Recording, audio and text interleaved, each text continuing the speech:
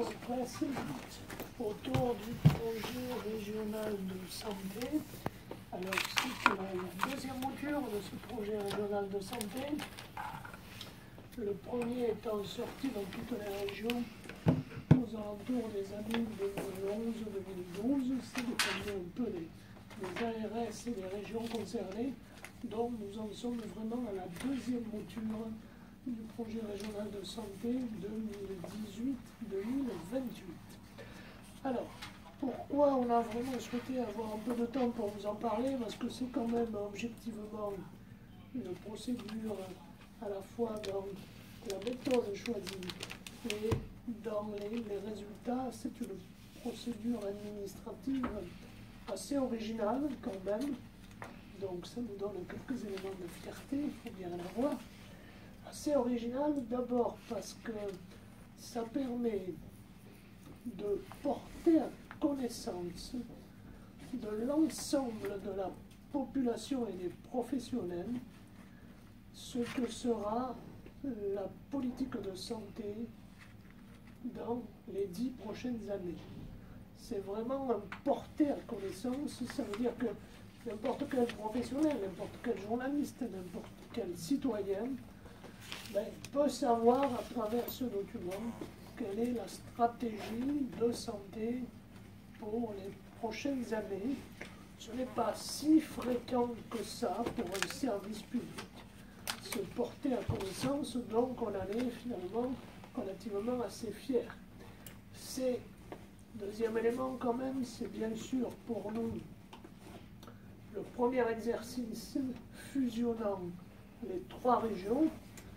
Donc nous avons souhaité faire un document qui ne soit pas la juxtaposition actualisée des 3 documents précédents. Ça vous aurait fait des milliers de pages, mais un document plus synthétique qui vraiment porte témoignage pour la première fois de ce qu'est la politique de santé à l'échelle de cette grande région et de ces 12 départements. Un troisième point qui me paraît aussi digne d'être mis en avant parce que relativement original, c'est une politique qui a été largement co-construite à la fois avec des professionnels et avec des représentants des usagers.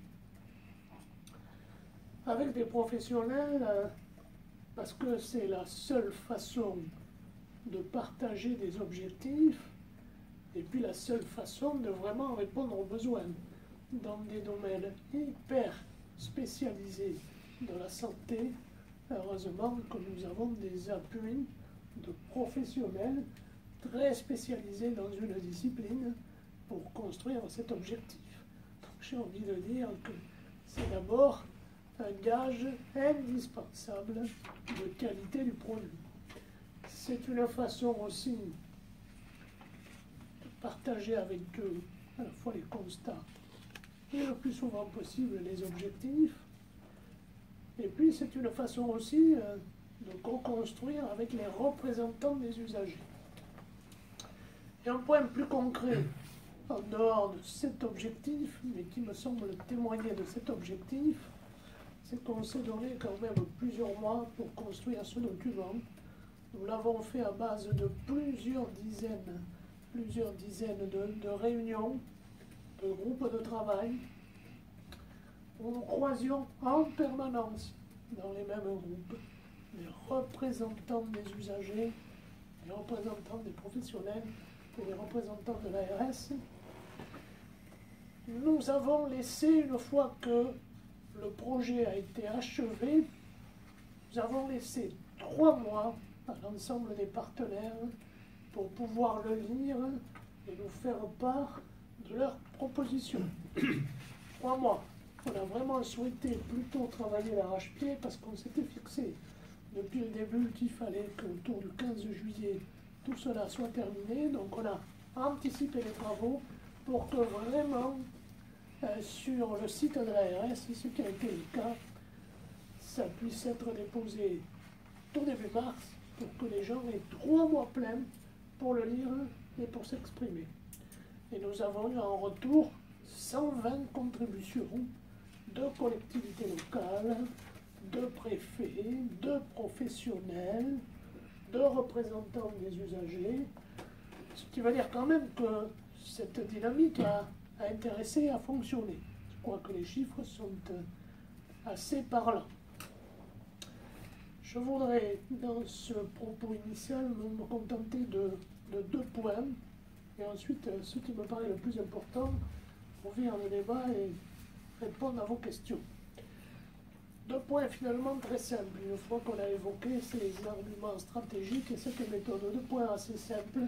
Comme tout document de stratégie, il doit être fondé sur un diagnostic et sur des enjeux partagés. Alors, ce diagnostic et ces enjeux tournent finalement autour de quelques points importants. Le premier point, ce n'est pas une découverte, le vieillissement de la population. Le vieillissement de la population, dans 10 ans, on se projette toujours dans 10 ans, puisque c'est le terme de ce projet régional de santé, il y aura 14% donc des néo-aquitains qui auront plus de 75 ans. Il n'y en a que 11% à l'heure actuelle, et nous serons la région sur ce plan-là la plus âgée de France. Le deuxième élément de constat, la montée en puissance des maladies chroniques. Nous en avons parlé à plusieurs reprises, ça c'est une véritable évolution épidémiologique de ces dernières années, montée en puissance des maladies chroniques. On le répète souvent, ces maladies dont on mourrait très rapidement il y a encore quelques années, et désormais qui sont des maladies que l'on va porter très longtemps et qui parfois même, souvent même, ne seront pas la cause de sa propre mort. Donc des maladies qu'on va porter pendant des années, voire pendant des décennies. Des maladies bien connues, certaines formes de cancer, des maladies mentales et des maladies psychiques, tout ce qui est insuffisance cardiaque, tout ce qui est insuffisance respiratoire, le sida, bien d'autres formes de pathologies dont on voit tout de suite que ce sont des maladies du parcours. Ce qui veut dire qu'il va falloir que notre système de santé s'adapte à ces maladies du parcours. Ne soit plus, quand il est tel ou tel professionnel, dans la logique d'une intervention ponctuelle, en urgence, pour une situation qui la plupart du temps va se rétablir rapidement, mais qu'il se vive comme le maillon d'une chaîne du parcours, ce qui est une vraie révolution épidémiologiste. On cite souvent l'exemple du diabète. La personne diabétique, elle va voir plusieurs fois son médecin traitant. De temps en temps, elle va voir un diabétologue ou un autre spécialiste. De temps en temps, elle aura peut-être besoin d'être hospitalisée pour stabiliser son diabète. Elle a besoin de conseils en matière de diététique. Elle a besoin parfois d'autres types de spécialités, la chirurgie par exemple. Elle a besoin d'aller voir un podologue. Bref, c'est un patient du parcours pendant des années, pendant des décennies. Donc chacun doit désormais se vivre comme le maillon d'une chaîne. Ça renvoie à des systèmes d'information partagés, ça renvoie à la capacité à se parler, ça renvoie à la capacité à faire partager les informations au-delà du système qui le permet, faire partager des informations à d'autres. Bref, une vraie révolution épidémiologique. L'évolution démographique de la population en Nouvelle-Aquitaine, donc dans 10 ans, 320 000 personnes supplémentaires prévues par l'INSEE en Nouvelle-Aquitaine. C'est l'équivalent quand même d'un 13e département comme le Lot-et-Garonne. Ça veut dire qu'il va falloir adapter le système, notamment dans la zone littorale, ce qui bien sûr est une des plus attractives dans les grandes métropoles. Comment adapter le système? Autre constat largement partagé, autre diagnostic largement partagé, notre système de santé qui est encore beaucoup trop tourné vers le curatif et qui sans aucun doute est un des meilleurs systèmes de soins au monde, que que beaucoup de pays nous envient, mais notre ministre rappelle à satiété que nous sommes loin d'être les meilleurs du monde en matière de prévention et de promotion de la santé. Ça veut donc dire que nous avons 10 ans devant nous pour aller encore plus vite du côté du renforcement de tout ce qui est prévention, promotion de la santé. Concrètement, ça veut dire que l'on doit trouver de nouveaux opérateurs pour faire de la prévention. Ça veut dire qu'on doit amener tous les opérateurs indispensables à notre système, et qui fort heureusement existent, à s'intéresser, à s'investir davantage dans le champ de la prévention. Que ce soit la médecine de premier recours, la médecine libérale la plupart du temps, que ce soit l'hôpital, bien sûr, que ce soit les cliniques, que ce soit les EHPAD, où on doit faire de la prévention de la perte d'autonomie, que ce soit le champ du handicap. Bref, il faut que tous nos opérateurs investissent davantage dans le champ de la prévention. Quelques éléments pour en terminer rapidement sur ces enjeux. Quelques éléments. Mesurons bien que sur les principaux indicateurs de santé, en Nouvelle-Aquitaine, nous sommes au pire dans la moyenne et le plus souvent un peu au-dessus. Sauf que ceci représente des inégalités substantielles à l'intérieur de cette nouvelle région. On va prendre 2 ou 3 exemples. Tout ceci nous amène à dire que une des parties importantes que vous retrouvez dans ce PRS, c'est la volonté de tirer les territoires les plus en difficulté vers la moyenne et si possible vers le haut. Rééquilibrer les moyens, rééquilibrer ces indicateurs.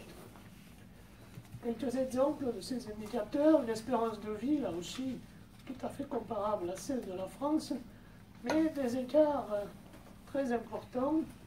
Par exemple, entre le département le plus favorisé, qui est l'Atlantique, et le département le moins favorisé, la Creuse.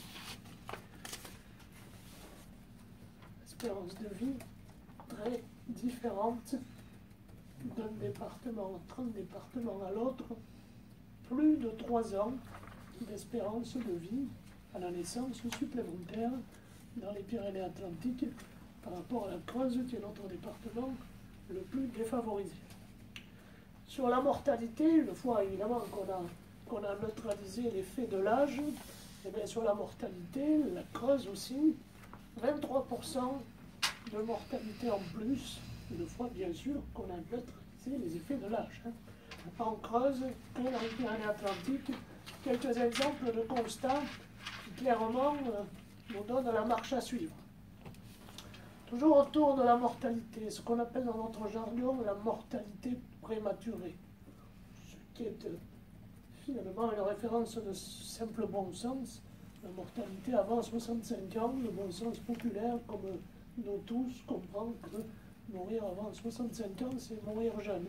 La mortalité prématurée, au sein de cette mortalité prématurée, la mortalité prématurée évitable. Et bien là aussi, de très fortes différences au sein de cette mortalité prématurée, toujours entre les 2 départements que je viens d'évoquer, et les 10 autres se répartissent sur l'ensemble de la zone du curseur concerné. Particulier, pensons aussi à ces comportements individuels et à l'environnement qui peuvent justifier une sous-mortalité ou malheureusement expliquer une surmortalité, avec du côté des décès par tabac, liés au tabac, 9000 décès, 9000 personnes chaque année qui meurent du tabac dans notre grande région. Et avec le département, des départements plus atteints que d'autres, la Creuse par exemple, ou les Landes, cette fois qui apparaissent. La surmortalité par suicide. 9 départements sur 12 qui sont au-dessus de la moyenne nationale. Là, c'est un des rares cas où globalement nous sommes moins bien dotés que la moyenne nationale. Bref, cette notion de surmortalité prématurée, notamment de surmortalité évitable, nous amène à comprendre que nous avons là aussi des pistes de travail qui doivent être largement utilisées. Un ou deux constats pour terminer avant de finir par nos orientations stratégiques. Toujours dans cette logique de rééquilibrage, si on s'intéresse à l'offre de soins, le nombre de médecins libéraux, le nombre de places de lits dans les hôpitaux, le nombre de places dans les EHPAD, si on observe donc la situation de l'offre, là aussi, nous sommes la plupart du temps mieux lotis que la moyenne nationale, mais de la même façon, nous avons des déséquilibres à l'intérieur de la région entre les territoires. Nous avons des déséquilibres, prenons un simple exemple, la psychiatrie. La psychiatrie, eh bien, le taux d'équipement va du simple au double entre la Dordogne, qui est le département le mieux doté, et les Deux-Sèvres, qui est le département le moins bien doté.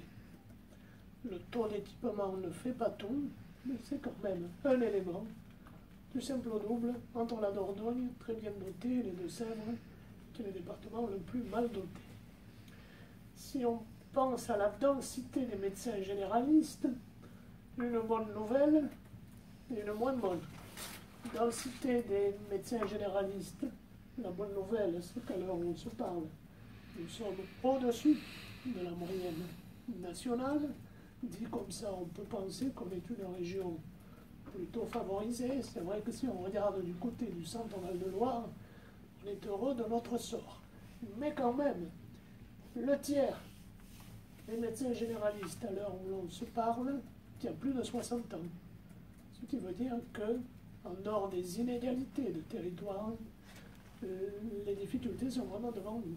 Le tiers de plus de 60 ans, c'est quand même un chiffre particulièrement important. Voilà pour quelques éléments de constat et d'enjeu. Et puis, quelques éléments sur les grandes orientations stratégiques. Alors, je ne vais pas vous rappeler les noms, il y a les 5 grandes orientations stratégiques. Vous les avez dans le dossier de presse.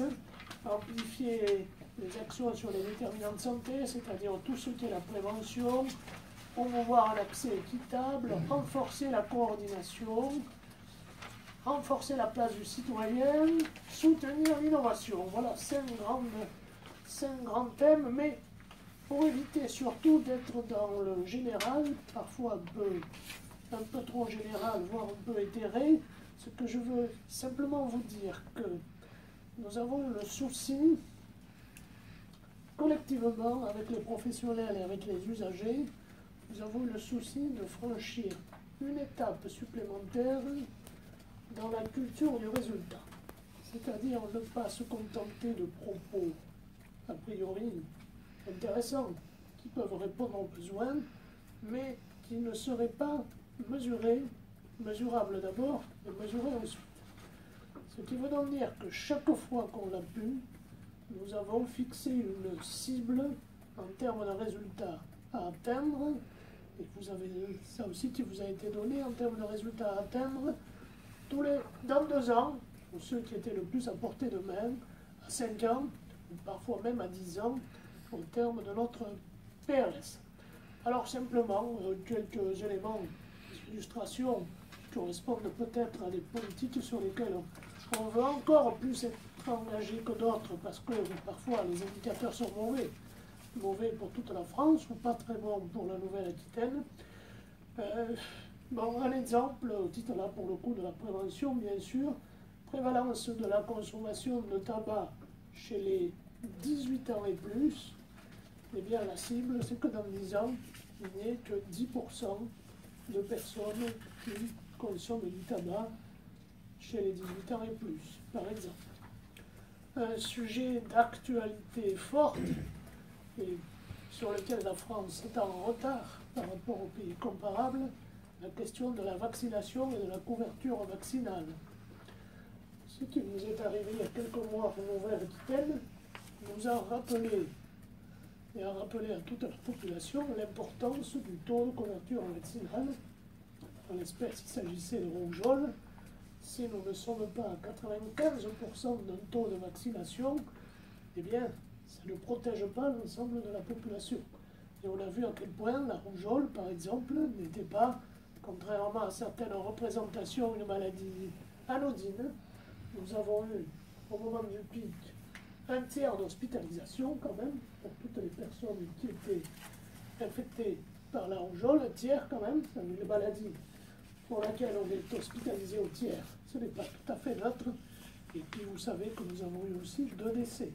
Donc tout ça n'est pas anodin. Et bien sur la couverture médicinale, par exemple, pour la grippe chez les personnes âgées de 65 ans et plus, on souhaite qu'il y ait 65% de taux de couverture dans 5 ans.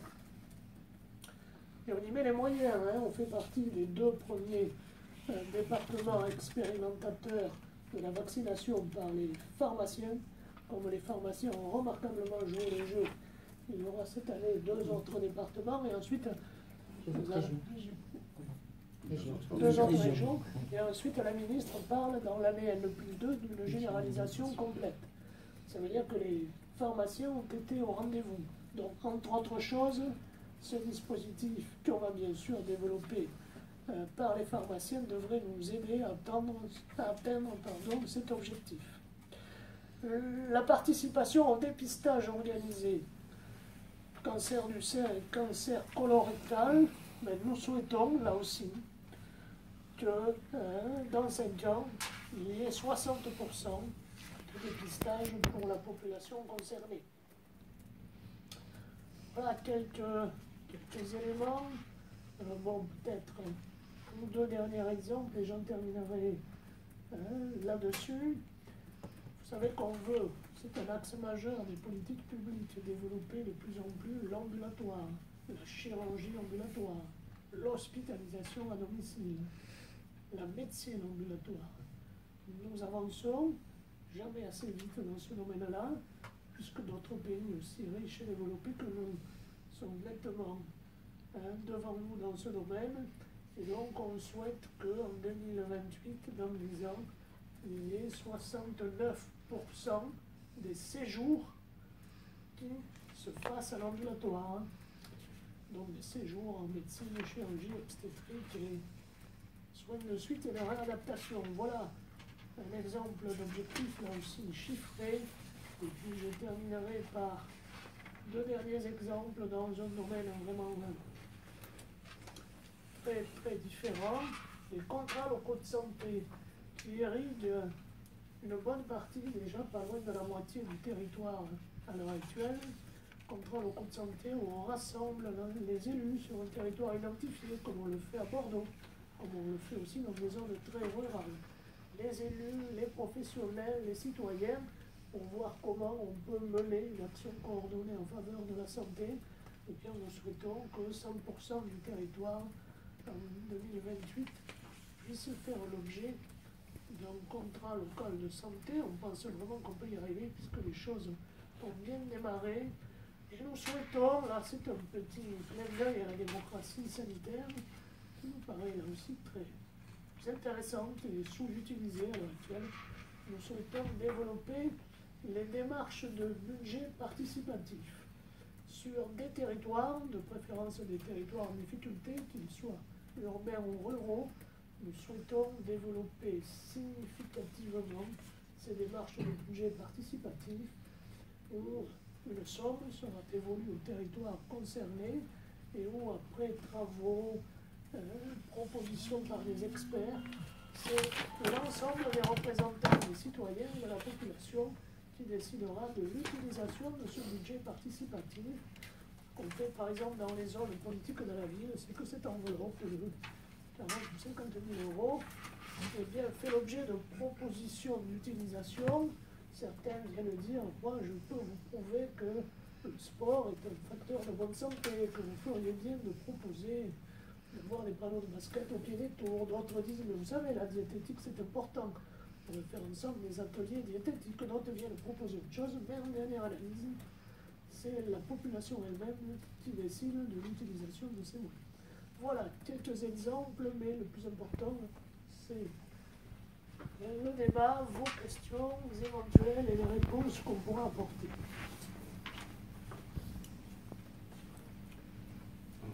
Du coup, est-ce que vous pourriez citer par rapport aux 5 défis présentés dans le PRS les actions, les nouvelles actions, les actions qui vont être étendues, phares en fait, qui peuvent juger phares qui se traitent à ces défis? Alors, on va vous en citer, deux ou trois, et puis on complétera peut-être. Une action, si vous voulez, une action phare qui nous semble en même temps témoigner de l'intérêt de la grande région, du regroupement des régions. Une action spécifique pour justifier cette réforme, je dis simplement comment cette réforme nous a aidés. C'est précisément qu'elle a élargi l'assiette de l'enveloppe sanitaire. L'enveloppe sanitaire, elle est unique et totalement dans la main de l'ARS pour les 3 ex-régions concernées. De manière totalement mécanique, en élargissant l'assiette de l'enveloppe, on voit que les possibilités de rééquilibrage sont quand même beaucoup plus faciles. J'étais DG de l'ARS de Limousin pour aider la Creuse, qui en avait déjà bien besoin. Je n'avais que la petite enveloppe du Limousin. Les 2 autres départements n'étant pas quand même particulièrement riches. En élargissant aux 12 départements, c'est beaucoup plus facile. Et je pourrais, comme action phare, au titre de ce rééquilibrage indispensable, vous parler du plan d'action santé plus 23 dans ce département où nous focalisons, au titre de la discrimination positive, même si le terme, paraît-il, doit être désormais remplacé par un autre, mais où nous focalisons des moyens supplémentaires pour ce département, avec l'objectif en particulier de diminuer ces indicateurs de santé qui sont très péjoratifs pour la Creuse. Concrètement, 15 animateurs de santé publique que nous avons rattachés aux 3 principaux hôpitaux, mais qui seront en permanence en dehors de l'hôpital pour faire de la promotion de la vaccination, pour faire de la promotion du dépistage, pour faire des actions de prévention et de promotion de la santé. Et puis, on rajoute aussi beaucoup d'autres éléments dans ce plan Santé Plus 23. Mais voilà, si vous voulez, des actions concrètes et de terrain, parce que premièrement, on est persuadé qu'il faut rééquilibrer, que ces indicateurs, si déséquilibrés, ne sont pas admissibles, et parce qu'on est persuadé que c'est du côté de la prévention, ce qu'on appelle de plus en plus la médecine comportementale, c'est-à-dire cette médecine ou cette santé qui essaie de travailler sur les bonnes pratiques en matière de santé. C'est du côté de cette prévention que nous avons les plus grands gains d'efficacité possibles. Ça ne servirait pas à grand-chose, je pense, de mettre 3 ou 4 millions de plus à l'hôpital de Guéret. C'est ce que va nous coûter à peu près ce plan Santé Plus 23. Ça ne serait pas aussi utile que de créer les outils d'une prévention qui va rappeler à la population que la prévention ne se fait surtout pas. S'engager dans une vie d'ascète, c'est simplement avoir des pratiques qui ne s'auto-condamnent pas, qui n'amènent pas les gens à s'auto-condamner, à vivre moins longtemps et plus mal que les autres. Voilà un exemple. Du côté de ce qui est aussi un axe majeur, c'est-à-dire cette prise en charge coordonnée. Ce qu'on a fait dans les Landes, territoire de soins numériques, avec ce dispositif qui commence de plus en plus à être connu, à être reconnu, plutôt positivement, eh bien, puisqu'on a eu le bonheur d'être parmi les 5 territoires en France à expérimenter, on va typiquement le généraliser dans l'ensemble des 12 départements de forme de plateforme territoriale d'appui. Donc, c'est à la fois des choses nouvelles en termes d'impact que permet la nouvelle région, et puis c'est aussi des généralisations de choses qui semblent avoir marché à l'échelle d'un territoire et éventuellement de tout un département. Voilà. Mais je dois oublier quelques autres points. Sur d'autres orientations stratégiques, et notamment sur une orientation qui a un impact fort pour la population, qui est l'égal accès aux soins. On a développé toute une politique qui visait à favoriser et à faire venir des nouveaux professionnels, des nouveaux médecins dans des territoires qui pouvaient être en difficulté. Mais ça, on va poursuivre ça et on l'a bien inscrit dans les objectifs du schéma régional de santé, mais on va aussi déployer des consultations avancées, c'est-à-dire qu'on va faire venir sur ces territoires qui peuvent en être dépourvus des consultations de spécialistes, suivant un panier de services qu'on a considéré comme étant un panier de base pour la population et pour garantir sa prise en charge en soins spécialisés pour ces pathologies dont elle souffre, notamment, alors c'est la pédiatrie, j'en oublie toujours, il y en a 5 qu'on a qualifiés, la psychiatrie, la gynéco, l'ophtalmologie, la cardiologie, voilà. Et la psychiatrie, bien sûr, la santé mentale. Donc là, on va déployer, et on a vu ce matin encore un premier bilan où, au 31 décembre de cette année, on va avoir comme ça un nombre de consultations qu'on appelle avancées, puisque ce sont des médecins qui vont aller soit dans des hôpitaux qui existent dans ces zones un peu en fragilité de démographie médicale, soit des professionnels libéraux qui vont se déporter sur ces territoires. On va avoir 620 consultations avancées comme ça sur des territoires qui peuvent avoir un problème d'absence de cette offre de consultation spécialisée. Nous n'en avions que 430 au mois de mai 2017. Inutile de vous dire que pendant les 10 ans à venir, on va continuer. Ça amène, c'est très, très important ça, ça amène sur le territoire des compétences qui n'ont jamais existé. On n'est même pas en train de maintenir ce qui a existé. Au fond de la vallée d'Aspe, il n'y a jamais eu un cardiologue et un gynéco. Désormais, dans la maison de santé pluridisciplinaire de Menous, il y a un cardiologue 2 fois par mois et il y a un gynéco à un rythme encore un peu plus élevé.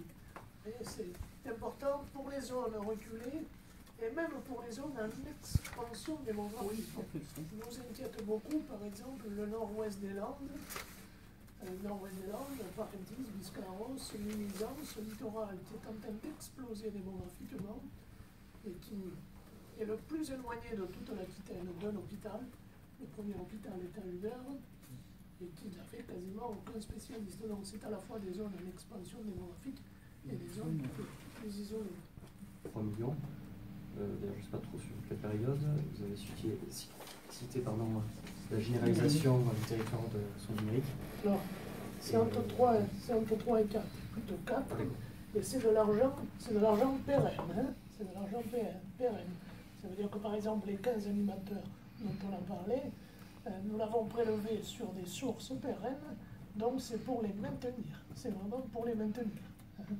Donc c'est injecté une bonne fois pour toutes, sauf si, évidemment, ça ne faisait pas la preuve du tout de son efficacité, ce qui nous étonnerait beaucoup. Ça, ce sont des chiffres qui ressortent d'un bilan à une année de lancement de ce plan Santé Plus 23. C'est à peu près ça. Comment est-ce que vous travaillez avec certaines collectivités qui, elles-mêmes, comme le conseil régional, le conseil départemental de la Gironde, qui signent eux-mêmes, qui vont signer des plans locaux de santé à l'horizon de la mandature? Comment ça se passe là? Chacune de ces collectivités, si elle le souhaite, bien que ce ne soit pas une compétence obligatoire, peut avoir un plan de santé pour, j'ai envie de dire, venir accompagner la politique de santé qui n'est pas une de leurs compétences obligatoires.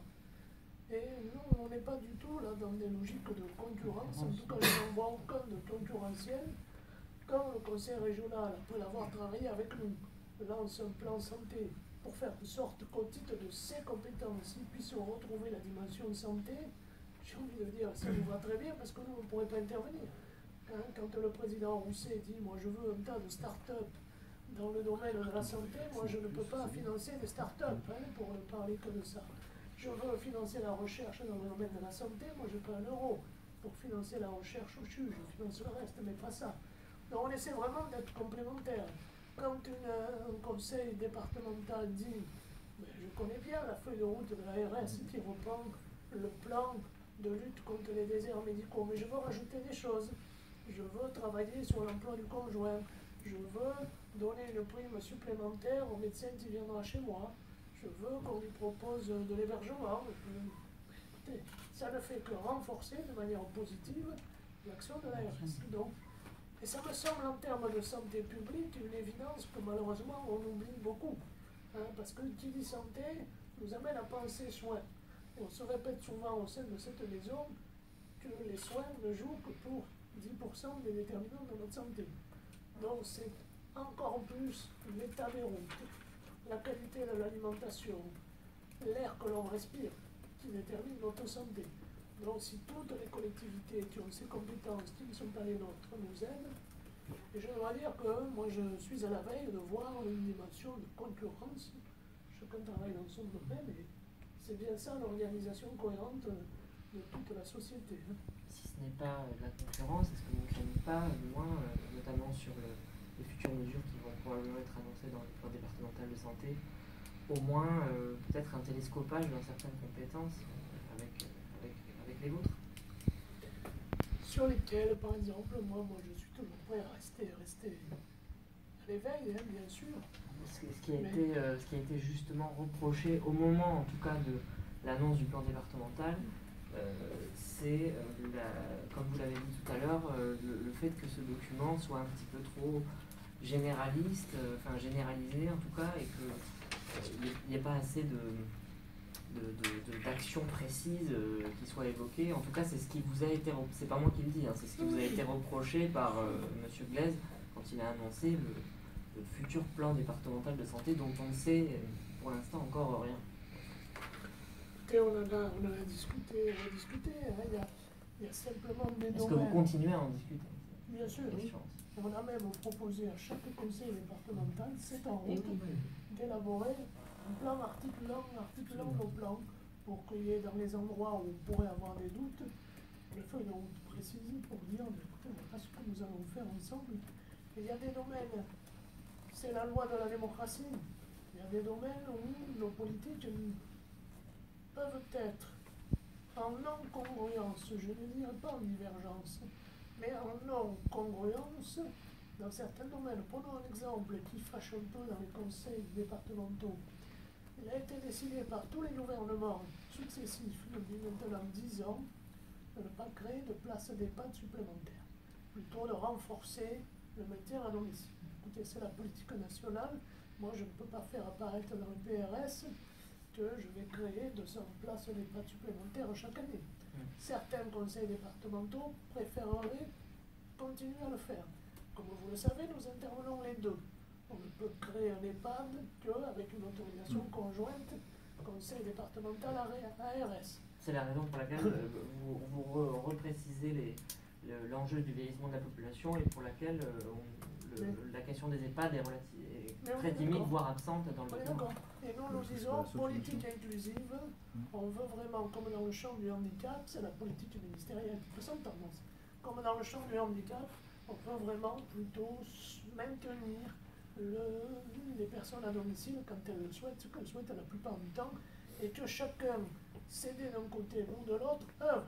C'est-à-dire développer tout ce qui est service de soins infirmiers à domicile, je suis payé pour ça. Développer l'hospitalisation à domicile, nous sommes payés pour ça, et on demande à ce qu'elle explose. Et le conseil départemental, lui, va s'occuper des auxiliaires de vie qui vont à domicile. Voilà, on peut arriver à se retrouver, mais moi je ne peux pas faire apparaître une chose que je ne serai pas en mesure de satisfaire. Pour autant, les EHPAD doivent-ils être totalement absents d'un plan régional à échéance quand même assez large? 10 ans, c'est quand même... voilà. Là, ça n'apparaît pas, en tout cas pour l'instant. Non, moi je ne peux pas faire apparaître puisque je n'ai aucune indication me disant que... Est-ce que vous pensez que le boom de l'hospitalisation à domicile, justement, que vous souhaitez, va compenser c'est vraiment là. On peut aussi penser qu'il y a des politiques nationales, mais aussi les attentes de la population. Quand vous discutez avec des résidents d'EHPAD, beaucoup vous disent qu'ils préféreraient être ailleurs, qu'ils préféreraient rester chez eux, avoir un accompagnement dans leur domicile. Donc, pour répondre à l'enjeu du vieillissement, c'était la première question, la réponse c'est d'abord développer les services à domicile, les soins infirmiers à domicile, parce que ça, certes, il y a une volonté nationale, et puis quand je vous dis, quand vous interrogez les personnes âgées, elles préfèrent rester chez elles à condition d'avoir un environnement complet, et on a encore beaucoup à faire dans la matière. C'est pour ça qu'on n'a pas mis de création de places d'EHPAD sur nos territoires, mais on en a aussi beaucoup dans nos territoires. Si vous allez voir le diagnostic régional, on a un nombre important de places d'EHPAD. On peut penser que ce virage vers le domicile peut accompagner le vieillissement de la population. C'est ce que nous pensons. Et on sera plus proche des aspirations de la population. Si l'aventure, il y avait une faille, le gouvernement à venir pourrait nous demander ici ou là de réviser les PRS. Mais là, pour le coup, ça ne peut être qu'une décision nationale. Je sais qu'il y a suffisamment de choses sur lesquelles on peut innover et impulser les choses, mais là, voilà, c'est pas un plan non plus qui ne va pas bouger pendant 20 ans. Hein. Il n'a pas vocation, vu le travail qu'il donne, à être renouvelé 2 fois par an, mais en même temps, il n'a pas vocation à rester intangible non plus pendant 10 ans. Juste pour parler de la Gironde, puisque c'est votre sujet, sachez bien que toutes les collectivités sont intéressées à signer des contrats locaux de santé, c'est-à-dire qu'on part du territoire. Et on est sur des territoires qui sont infraterritoriaux. Illustration par rapport aux EHPAD.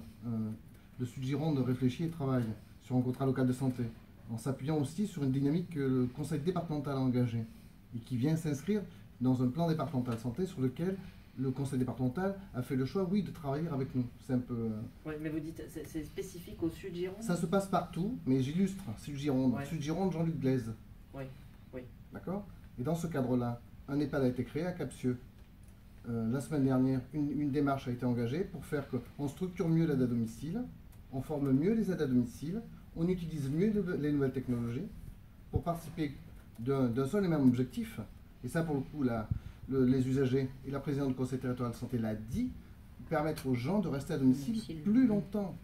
Et là, on est en pleine complémentarité avec une collectivité qui déploie des solutions alternatives, les résidences autonomie. Il ne faut pas penser que l'EHPAD est la seule réponse pour accompagner les personnes âgées. Voilà, ce serait vraiment non seulement se tromper, mais en plus mentir aux gens. On se coordonne bien sur le champ des personnes âgées, mais on se coordonne aussi sur d'autres champs. Sur les MSP, par exemple, développement des maisons de santé pluriprofessionnelles, on a mis en place une commission, à la fois départementale et régionale, qui nous permet de nous coordonner avec chacun des conseils départementaux, avec les communautés de communes, avec le conseil régional au niveau régional, qui permet d'instruire les dossiers ensemble, de s'assurer qu'on partage bien le même avis sur la qualité, l'intérêt du projet, et surtout d'additionner les différentes aides, les différents financements que l'on peut allouer aux porteurs de projets. De la même manière, sur le champ des consultations, des téléconsultations, de la télémédecine, on instruit conjointement les demandes des promoteurs avec le conseil régional, à la fois pour mutualiser nos analyses, être sûr qu'on soit bien d'accord, puis là aussi, nous répartir les aides, et le tout en bonne intelligence. C'est un bon exemple qui illustre à la fois les EHPAD et un point dont on n'a pas parlé, on ne peut pas parler de tout, la télémédecine qui va forcément exploser dans les 10 ans à venir, et concrètement, nous nous sommes engagés à ce que, bien avant le terme de ce projet régional de santé, s'est engagé à ce que dans 2 ans, la totalité des EHPAD, 800 dans ce département, dans cette région, 800 EHPAD bénéficient de télémédecine et de téléconsultation. Il y en a déjà 40 environ qui sont équipés. Ça, là aussi, nous aurons de la télémédecine dans les EHPAD, dans les hôpitaux de proximité, dans beaucoup de maisons de santé pluriprofessionnelles qui viennent d'être évoquées. Ça aussi, ça nous aidera à lutter contre les déserts médicaux dans les prisons et les centres de détention. On sait qu'il y a des pertes de chance là aussi à grand d'amener quelqu'un d'une prison consulter, on s'assure bien que la consultation est indispensable, bref, il y aura des éléments là aussi qui devraient nous aider. Je crois que tout à l'heure, l'un d'entre vous posait la question des financements des services numériques. C'est de l'ordre de 8 millions au titre de l'équipement des plateformes, notamment territoriales d'appui en services numériques pour la coordination des prises en charge. C'est juste pour les PTE?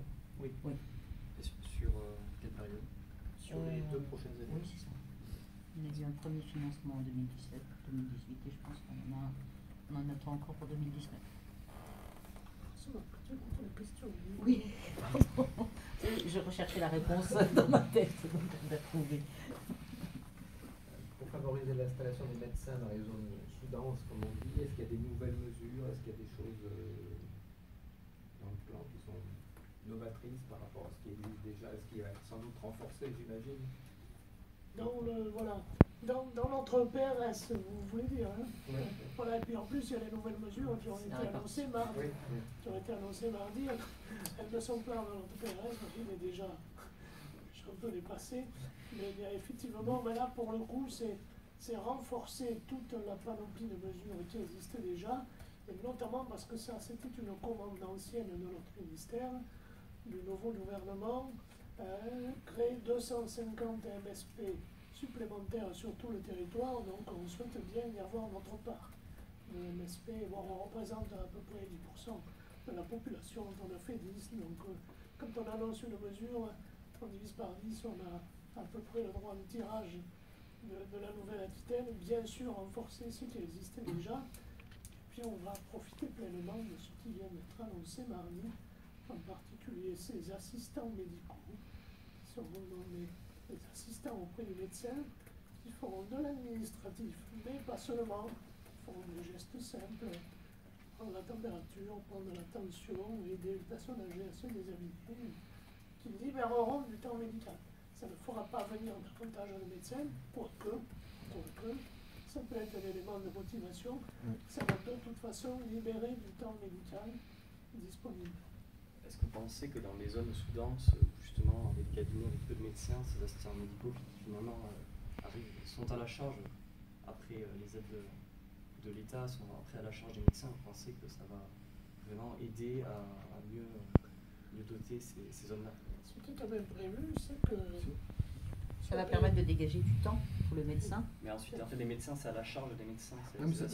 Ça correspond aussi à leur demande. Sur le Blayais, par exemple, c'est une des demandes qui nous était faite dans le cadre du projet de santé. La maison de santé a été créée, inaugurée, et aujourd'hui, les médecins constatent qu'ils ont besoin d'un appui, et cet appui-là pourrait parfaitement leur être proposé par ceux ou ces assistants médicaux. Blayais.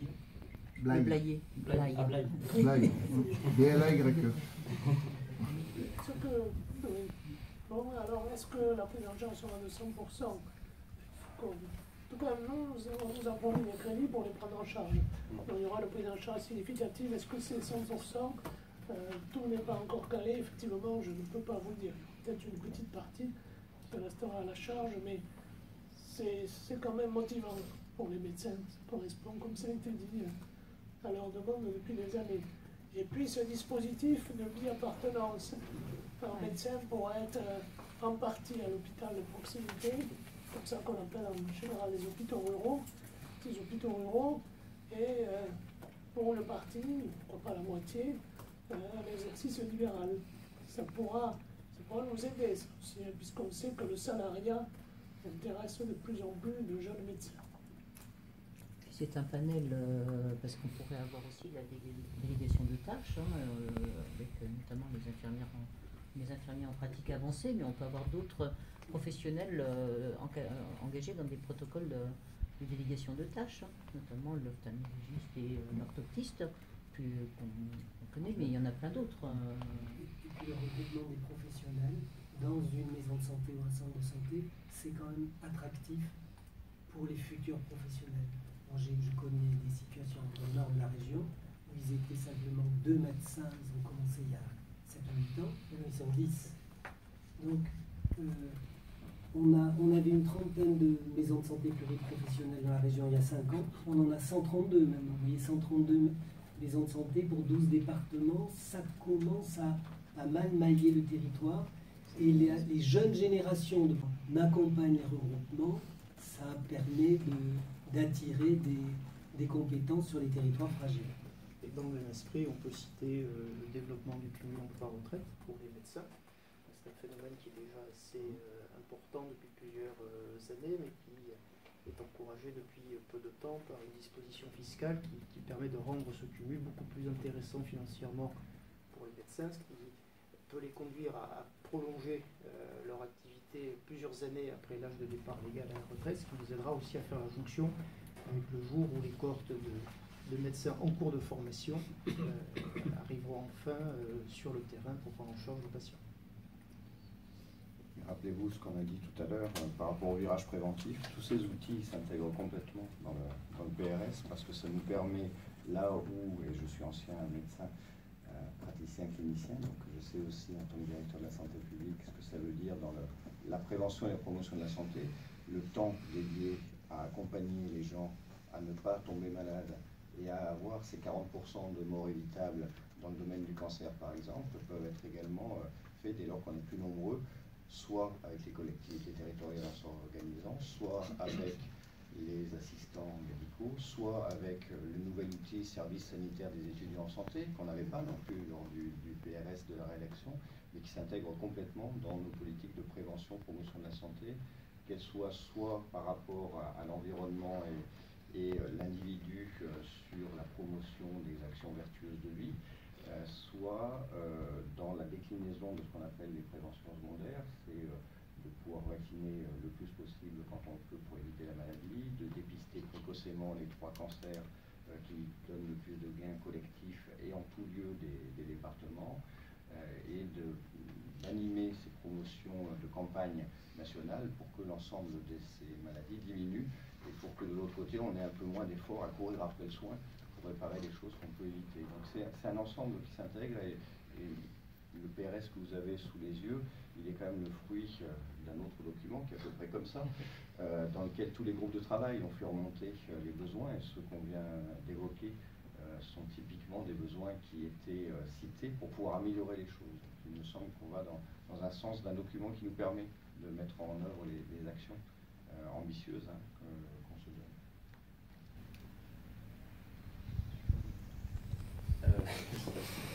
Sur les nouvelles autorisations, éventuellement restructuration, fermeture, c'est une fourchette très large en fait. En PRS, est-ce que vous avez des chiffres un peu plus précis maintenant, ou est-ce qu'il faudra attendre une période en fait, pour que ça finisse? Quand on était absolument sûr de nous, vous avez vu, je ne sais pas les fourchettes qui te paraissent, mais c'était le chiffre. Sur maternité, par exemple. Voilà. Quand on n'est pas sûr de nous, c'est une façon d'expliquer aux professionnels et aux acteurs, aux élus d'un territoire, attention, il y a un point de difficulté, il y a un débat à mener. Pour ne parler que des maternités, vous avez évoqué la question de leur fermeture. Il y a encore quelques endroits sur le territoire. On est en train de dire à cette maternité, elle n'est pas dangereuse. Cette maternité, elle peut même être utile. Par contre, nous voyons qu'il y a une faiblesse démographique. On a de plus en plus de mal à y faire venir des obstétriciens à temps plein. Certains jours, c'est extrêmement limite. Donc c'est une façon de dire au territoire, globalement, il y a 2 options. Soit vous arrivez à résoudre la question de la démographie médicale, éventuellement avec du temps partagé avec votre petit camarade un peu plus important se trouvant à quelques dizaines de kilomètres. Dans le cadre des GHT, notamment. Dans le cadre des groupements hospitaliers de territoire. Si vous n'y arrivez pas, sachez qu'il y a un point de difficulté et que nous, on ne pourra pas transiger. Le jour où on dira on ne peut plus continuer, ou le jour où le professionnel qui assure le jour et la nuit depuis un certain nombre d'années par la retraite, on ne pourra pas, nous sommes obligés. Voilà. Ça correspond à cet état d'esprit. Des endroits où on veut envoyer un clignotant en disant attention, commencez à vous organiser, commencez à réfléchir, et d'autres où on est à peu près sûr de nous, où on est dit qu'il faudra qu'une autorisation disparaisse. Ça marche dans les 2 sens. Hein. Vous avez des moins et vous avez des plus qui utilisent la même méthode. Hein. Le domaine dans lequel on a mis le plus de fourchettes, c'est la chirurgie. Oui. Pourquoi ce domaine-là en particulier? Parce qu'on estime qu'aujourd'hui, l'offre est très importante et que dans l'absolu, le même niveau d'activité pourrait tout à fait être concentré sur un nombre d'établissements et un nombre de blocs moins important. Pourquoi on se prévoit cette possibilité? Tout simplement pour éviter de diluer les ressources humaines médicales nécessaires au bon fonctionnement des blocs. Dans certains domaines, je pense notamment à l'anesthésie, aujourd'hui on assiste à un éparpillement des effectifs de médecins anesthésistes qui se traduit parfois par des difficultés de recrutement dans certains établissements. En concentrant ces médecins dans un nombre de blocs plus réduit, on sera sûr de constituer des équipes qui sont à la fois nombreuses, qui sont fiables, et avec un degré de pénibilité pour les médecins eux-mêmes moins important, puisque la fréquence des astreintes et des gardes sera moins importante qu'elle ne l'est dans les petits établissements où les équipes sont moins nombreuses.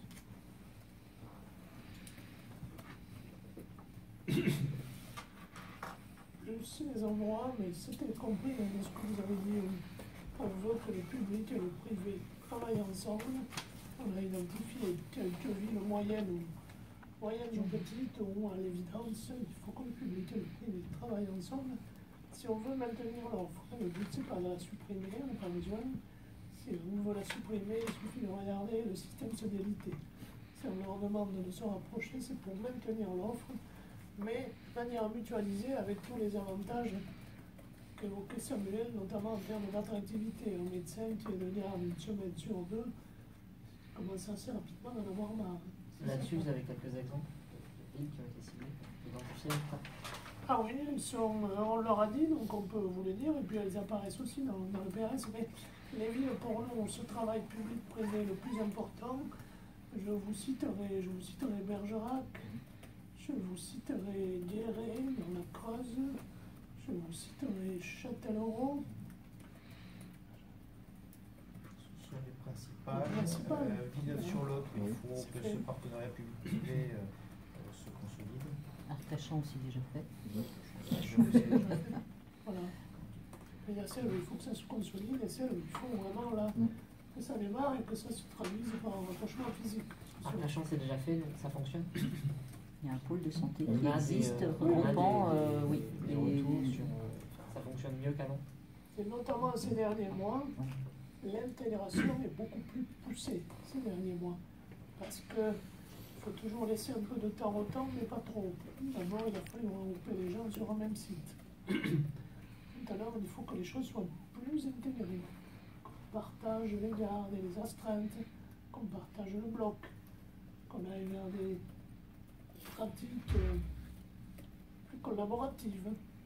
Donc voilà, l'étape est là. Qu'on se répartisse éventuellement les disciplines.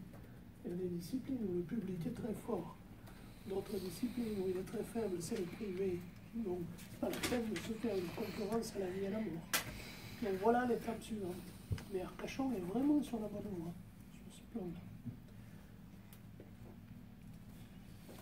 Est-ce que certains hôpitaux de proximité pourraient à l'avenir, par exemple, n'avoir plus qu'une offre de SSR, ce genre de choses? Est-ce que c'est prévu? Parce que dans le PRS, c'est pas jamais. Les établissements sont vraiment précisés, c'est plutôt les villes, les départements. Est-ce qu'il y a de. Alors, d'abord des hôpitaux de proximité qui n'ont que de la médecine ou que du SSR, c'est l'immense majorité de ceux qui existaient déjà dans la région. Donc, ces hôpitaux de proximité déjà connus devraient obtenir le label hôpital de proximité sans grande difficulté, mais dans leur immense majorité, ils ont déjà comme discipline la gériatrie, parfois la médecine, parfois un peu de SSR, et je l'espère, beaucoup d'activités de prévention et de consultation avancée. Pour les autres, mais il faudra voir au cas par cas, et le président de la République, à la fois dans le texte et dans son discours, a utilisé une gradation des soins très très claire, en disant première étape de l'hôpital de proximité. L'hôpital de proximité qui est appelé à se restructurer chaque fois qu'il en aura besoin.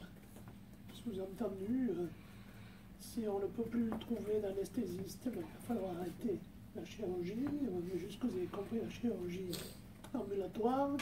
Si on ne trouve plus d'obstétricien ou d'anesthésiste pour la maternité, il faudra supprimer la maternité. En tout cas, aucun ne sera fermé, mais certains devront, comme c'est la loi naturelle de toute activité, être appelés à se restructurer. L'hôpital de premier recours, l'hôpital de proximité, en première intention. Hôpital de premier recours, ensuite, ce qu'on appelle grosso modo le centre hospitalier à l'heure actuelle, hein, dans la région, tout le monde a en tête la liste des centres hospitaliers. Et puis hôpital en fait de sur-recours. La plupart du temps, ce seront les CHU. Donc une gradation désormais clairement identifiée, et bien sûr, on s'inscrit dans cette gradation-là. Donc oui, hôpitaux de proximité, ce label, il faut le donner à tous ceux qui font de la qualité en termes de proximité, et en ayant en tête, encore une fois, que l'essentiel de la restructuration est faite, ce qui ne peut pas nous amener à négliger celle qui reste quand même, mais l'essentiel de la restructuration est faite en termes de suppression d'activité. Par contre, on est dans une logique de reconquête de l'hôpital de proximité qui peut multiplier par 3 ou 4 ses consultations avancées. Il répond beaucoup mieux aux besoins de santé en toute sécurité de la population qu'en faisant un accouchement par jour ou un accouchement tous les 2 jours. De toute façon, la plupart du temps, c'est une histoire très ancienne pour lui, ce qui veut dire que les étapes à venir sont plutôt des étapes de reconquête, des étapes de développement, que l'hôpital de proximité, en dehors des consultations, devienne haut lieu de la prévention, un centre ressource de la prévention. Voilà qui est utile pour la population, prévention alcool, tabac, toutes pratiques addictives. Donc on est dans cette logique-là aussi, où il y a toute une dynamique de reconquête pour mieux répondre aux besoins. Pas de question. Éventuellement, est-ce que de nouvelles fusions ou directions communes sont prévues prochainement? Dans ce domaine, on avance pas à pas en tenant compte des expériences et de leur évaluation. La direction commune, globalement, a été une bonne initiative. Prendre des exemples très concrets. On avait beaucoup œuvré pour une direction commune entre Périgueux et Sarlat, par exemple. Et bien à l'heure actuelle, tout le monde est d'accord pour dire que si Périgueux ne prêtait pas main forte à Sarlat, il y a très longtemps qu'il n'y aurait plus aucune maternité, qu'il n'y aurait plus d'obstétrique, et qu'il n'y aurait plus de chirurgie à Sarlat. Ça, il n'y a même plus débat. Tous les praticiens de Sarlat et les professionnels de Sarlat en sont convaincus. Et on voulait maintenir ces activités. Parce qu'il n'y a pas d'autre solution. C'est un directeur qui dirige les 2 établissements qui peut persuader tous les médecins de créer une équipe commune d'urgentistes ou d'obstétriciens.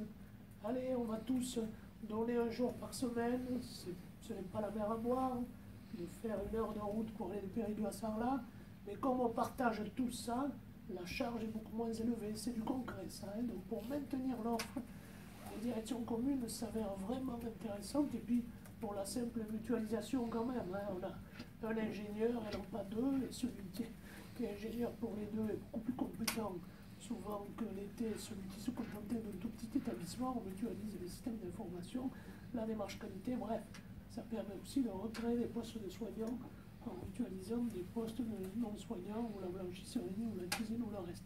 Donc ça a plutôt fait ses preuves. Donc on est vraiment dans cette logique où, au cas par cas, sans esprit dogmatique, mais on va plutôt le développer. La prochaine étape, qu'on a beaucoup appelée de nos voeux et qui devrait démarrer dans 2 mois, c'est direction commune entre le CHU de Poitiers et l'hôpital de Châtellerault, qui lui aussi est en grande difficulté. Cette étape-là, vraiment, elle est toute proche, puisque les 2 conseils de surveillance vont délibérer dans les tout premiers jours d'octobre, en rappelant pour vos directions communes que de toute façon, je ne peux pas l'imposer. On ne peut que la susciter, expliquer, regarder, à côté ça se passe bien, trouver des appartements témoins et des lieux probants, mais il faut une décision du conseil de surveillance de chaque hôpital pour que les choses avancent. Ce sont les expériences positives qui nous rendent les avancées plus faciles. Il suffit d'interroger les professionnels de Sarlat, ils sont beaucoup mieux propagandistes de la formule que moi, parce qu'ils disent, ben oui, autrement, on serait plus là. Avant les conseils de surveillance, il y a tout de même eu, j'imagine, des rapprochements visibles entre le professionnel de Châtellerault et le policier, qui concourent en tout cas à dire qu'on est plutôt vers ce qui a été fait donc, entre Périgueux et Sarlat. Ah, On est plutôt favorable. On est plutôt favorable. Il y a une conférence de presse le 27. Elle y sera. Hein. Je pense que les personnels pour attendent. l'expliquer. Il s'agit de maintenir l'offre. Et les professionnels l'attendent. Et je crois que la décision du conseil de surveillance devrait être positive. Je ne veux pas anticiper. Il suffit d'anticiper pour que ça ne se passe pas comme ça. Mais en tout cas, il y a un courant positif. Puis il y a les GHT qui sont aussi. GHT qui existent depuis maintenant 2 ans, sont dans une logique là aussi de mutualisation des moyens de projet médical commun. Cette gradation que j'évoquais, c'est typiquement le projet médical de GHT. Qu'est-ce qu'on va faire à tel endroit? Qu'est-ce que je vais faire en premier recours? Qu'est-ce qu'on va faire en sur-recours? Selon le vieux principe bien connu de la médecine, on ne fait bien que ce qu'on fait souvent. Donc il y a des opérations un peu sophistiquées. L'urgence ne se traduit pas en termes de minutes ou en termes d'heures. Il vaut mieux, bien sûr, faire 50 ou 100 km pour bénéficier d'une offre de qualité.